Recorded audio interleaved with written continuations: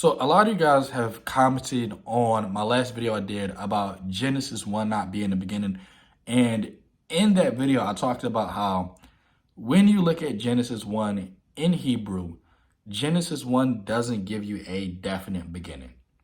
And because Genesis 1 doesn't give you a definite beginning, the way how Genesis 1 should be interpreted is not God making the world from the beginning, but that the world already existed in Genesis 1.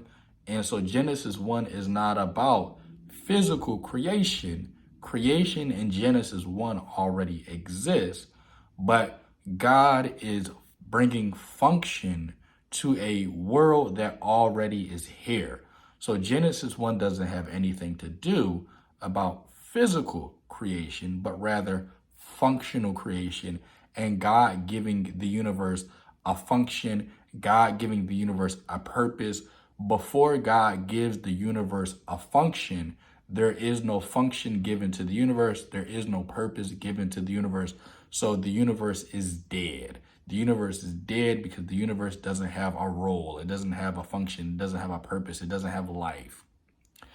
So from there, I talked about how when you look at other creation accounts, specifically the Enuma Elish, which Genesis is heavily based off of, when you look at the Enuma Elish not only talks about creation and function, but it talks about how Apsu gets into a war, or I'm sorry, Marduk. It depends on the translation and the version, but Marduk gets into a war with this dragon called Tiamat. Long story short, you guys were asking me, is this what I believe? I am a Christian. I do believe in the Bible. I do believe Jesus is God. I do believe in the resurrection of Christ. But when I'm going through a lot of this material that has to do with the ancient Near Eastern culture of the Bible, I don't believe a lot of this stuff. I consider it as mythos. It's great for extra knowledge and extra reading. But in Genesis chapter 1, I don't think that there actually is a war that happened in Genesis chapter 1. What I'm explaining is how the author and the people around that time, this is how they would have thought about the world. They would have thought the earth was flat. I'm not a flat earther. They would have thought that there was a firmament in the sky. I don't believe there's a firmament in the sky, but I can also understand that this is what they believed. I also can understand that the idea that the earth is flat, this is not a divine idea. And what I see a lot of times is whenever anybody, for the most part, who doesn't know how to compartmentalize these two ideas, when they find out that the Israelites believed the earth was flat, the next conclusion they have is, oh, earth actually must be flat then. And that is not what you should be concluding, because the Israelites didn't just believe the earth was flat. The Israelites thought there were windows in the sky. The Israelites thought that the planets were on tracks and that they were being pulled up and down by angels or by gods. So what happens is a lot of people have this idea that the Israelites have some type of divine knowledge about how the heavens go from God. I think it's Aristotle. He said, the Bible does not teach you how the heavens go. And obviously it doesn't, because the Bible is an ancient book. They didn't have science. They didn't have modern cosmology like we have today. The Bible doesn't teach you how the heavens go. The Bible teaches you how to get to heaven. And it's really hard for people to fathom that God used the people who didn't know what you know today about the world. God used a people who were ignorant about how the physical world worked. But when it came to the spiritual world, these people had a lot of wisdom. And so I don't think the Bible is trying to give you scientific knowledge about the heavens. The Bible is trying to give you timeless wisdom that surpasses physical understanding.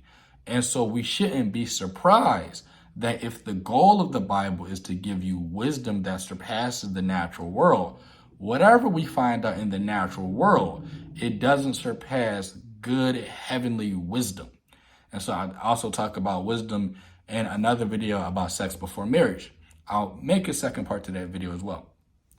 So when we read the biblical text, we have to be able to discern and use wisdom about how this did not historically happen.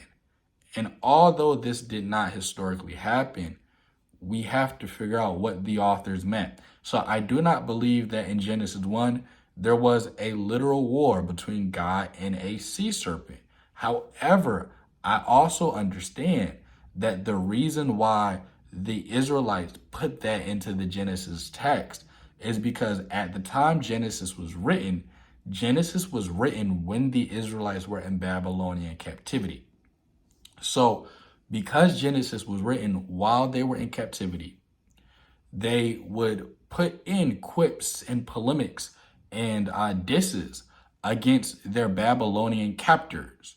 So if a Babylonian read the Genesis account, they will automatically understand when the Genesis author, when he's trying to make the point that God defeated the Babylonian dragon Tiamat that came about from the creation of the world, a Babylonian would understand what the Israelite is trying to say. My God is better than your God. And at the beginning of creation, my God defeated your God. Now, do I think that that actually happened? No, but the overall wisdom, the overall point from the text is true. That the God of Abraham, Isaac, and Jacob is above the other gods of these other pagan pantheons. And as Christians, we still hold that to be true today. And you don't have to believe that Genesis 1 is this apocalyptic, primordial war text. So when you look at my material, keep that in mind. When I give out this information, I am explaining what the Israelites believed. But just because the Israelites believed this, that doesn't therefore mean that it therefore is true. The Israelites and people around the Israelites were very superstitious, and people are very superstitious today. So it really takes the mind of a good scholar and a good Christian to be able to determine what is superstitious and what is actually true. And it can be hard to distinguish between the two sometimes, but a lot of times people don't really think about this at all. Or when people think about it, they kind of give up and they just throw their hands up and they say, well, this must be true because whatever. So, when I'm giving out this material, keep that in mind, keep that in your back pocket. And I am off here, guys.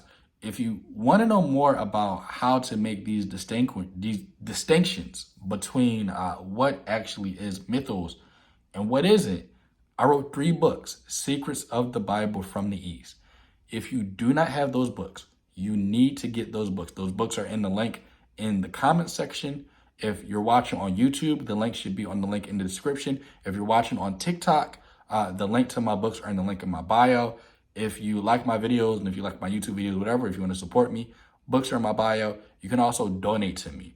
You can click on my link tree. And if you like my data, if you like my information, definitely give me a donation or two. It will go a long way. Scholars do not get paid for our endeavors.